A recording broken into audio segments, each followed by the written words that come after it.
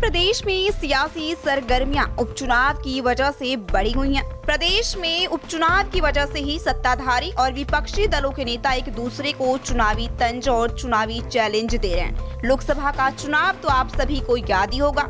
उत्तर प्रदेश में लोकसभा के जो चुनावी नतीजे आए थे, उसमें समाजवादी पार्टी ने अपने सहयोगी दलों के साथ मिलकर बीजेपी को पटखनी दे दी थी।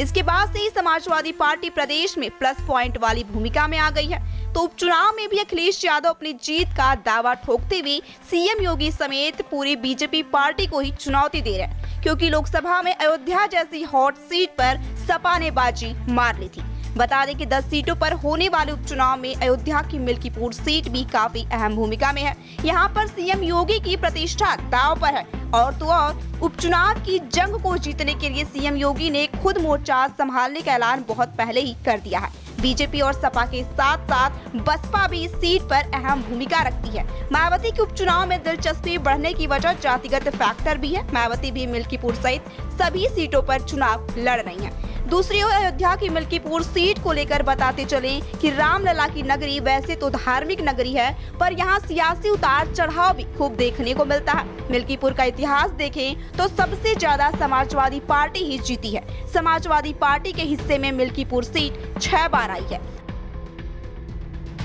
अगर बीजेपी की बात करें तो इस सीट पर 3 बार जीत मिली है, जिसमें पहली बार 1969 में भारतीय जनसंघ के रूप में और आखिरी बार 2017 में। पिछली बार यानी कि 2022 में बीजेपी के धुरंधर समाजवादी पार्टी अवधेश प्रसाद से चुनाव हार गए थे।